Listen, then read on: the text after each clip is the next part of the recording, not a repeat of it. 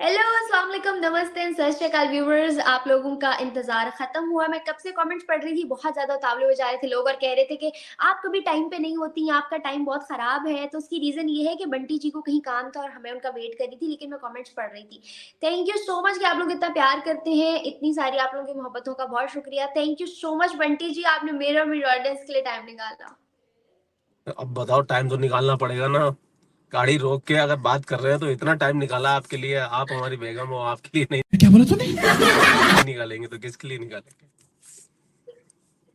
Thank you so much यार, thank you actually so में much, क्या है, प्लेयर इज़ आज ऑल हमारे माइन।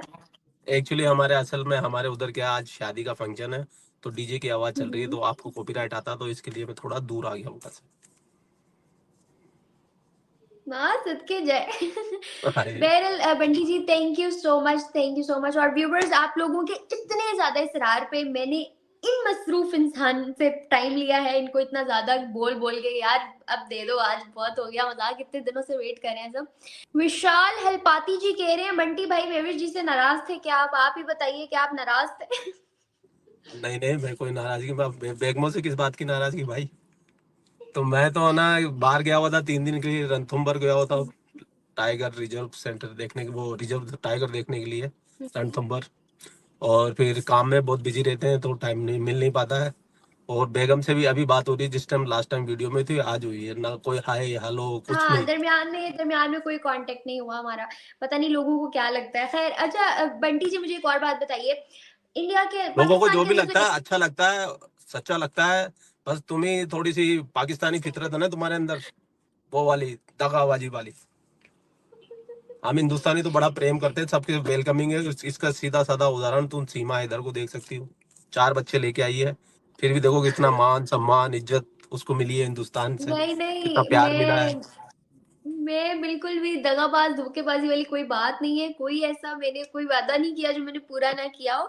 अपनी ऑडियंस के साथ भी मैं जितनी कमिटमेंट्स करती हूँ, अपनी तरफ से सारी फुलफ़िल करती हूँ। बंटी जी, अभी आपने मुझे जब मैं लास्ट टाइम आपसे टाइम ले रही थी, तो आपने मुझे बताया था कि आप सफारी उसमें निकले हुए हैं, पता नहीं कोई जंगल में विज़िट वग़ैरह के लिए। टूरिज़्म को बहुत ज़्यादा प्रमोट किया जाता है इंडिया के अंदर। आप मुझे बता सकते हैं कौन-कौन सी ऐसी जगह है जो टूरिज़्म स्पॉट्स हैं इस वक़्त, अगर किसी को विज़िट करना हो पाकिस्तान से तो? पाकिस्तान से विजिट करना है तो सबसे पहले उसको अयोध्या राम मंदिर में आना चाहिए, सबसे पहले अपने शीश नवाना चाहिए, और सबसे पहले आते ही जय श्री राम का नारा बुलंद करना चाहिए। और टोपी और जो भी वो पहनते हैं, छोटे भाई का पजामा बड़े भाई का कुर्ता उतार के सरयू में बहा देना चाहिए। सबसे टूरिस्ट पैलेस उसके लिए वो है, सबसे पवित्र स्थान वो है। और ये इस साउथ एशिया में जितने भी, चाहे बांग्लादेशी हो, चाहे पाकिस्तानी हो, चाहे इंडियन हो, चाहे अफगानी हो, सबके प्रभु श्री राम ही है। तो उससे बढ़िया टूरिस्ट स्पॉट पाकिस्तानियों के लिए कोई नहीं हो सकता। सरयू में जाए, अपने जितने भी पाप है उनके सारे धुल जाएंगे फिर प्रभु राम के दर्शन करें। फिर उसके बाद हिंदुस्तान में बहुत सारी जगह है घूमने के लिए। और जैसे कि मैं अभी गया था रणथंभौर, तो वहां पर बाग देख सकते हो तुम, वहां फोर्ट है, एक किला है, वो अजय किला था, मतलब 800 साल तक उसको कोई नहीं जीत पाया था। 1300 के सन 1305 के अंदर अलाउद्दीन ने उस पर हमला किया। और यादवों का किला है, वो यादव वंश नहीं चला के रखा था, 800 साल तक कोई नहीं जीता। तो मैं आपको एक कमाल की चीज बताता हूँ। तो उस किले के अंदर है ना, 200 साल तक मुगलों ने राज किया, मतलब मुसलमानों ने राज किया। उसमें जितने भी मंदिर थे ना, सबको तोड़ के दरगाह में मस्जिदों में कन्वर्ट कर दिए।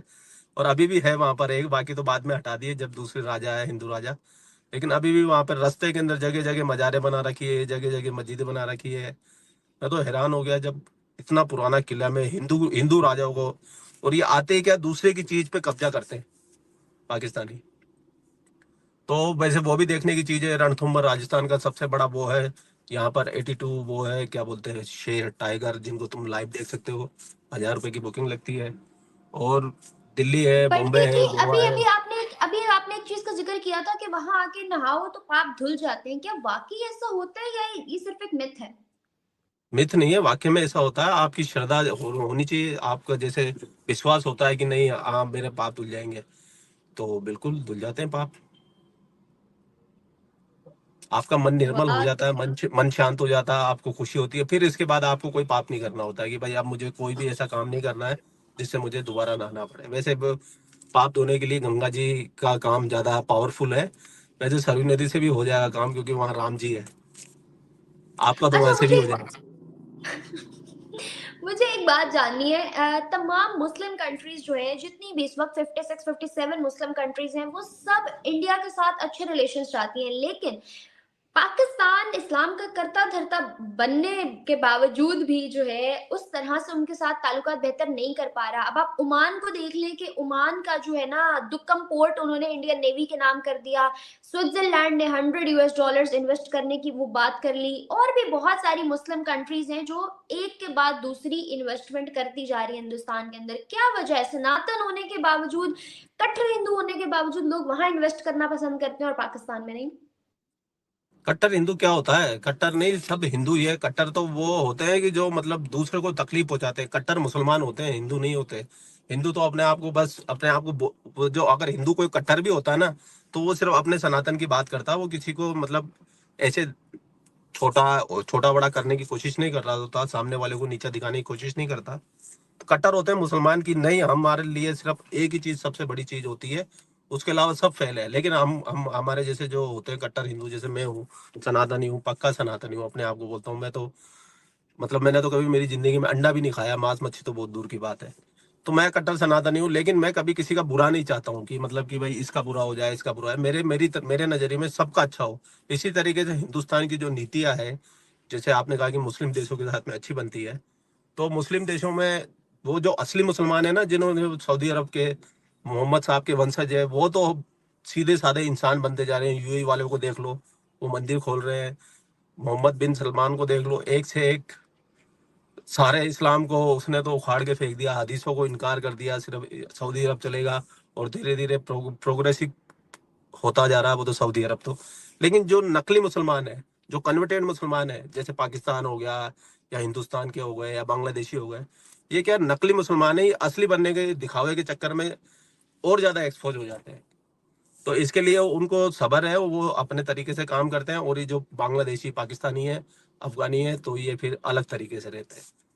वो कहते हैं ना, नया नया मुल्ला होता है, बार बार मस्जिद की तरफ भागता है, उसको साबित करना पड़ता है कि मैं सच्चा मुसलमान हूँ। तो इनको क्या ये अपनी सच्चा अपनी साबित करना पड़ता है इनको बार बार कि हम सच्चे मुसलमान हैं, हम सच्चे मुसलमान हैं।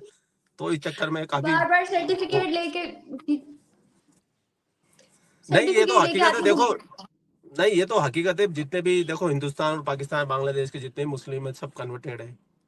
सब हिंदुओं से मतलब आज अगर आप अपनी पीढ़ी को देखेंगे ना, आके हरिद्वार में आना, वहां पर पोथियां मिलेगी, आपके भी परिवार की मिल जाएगी।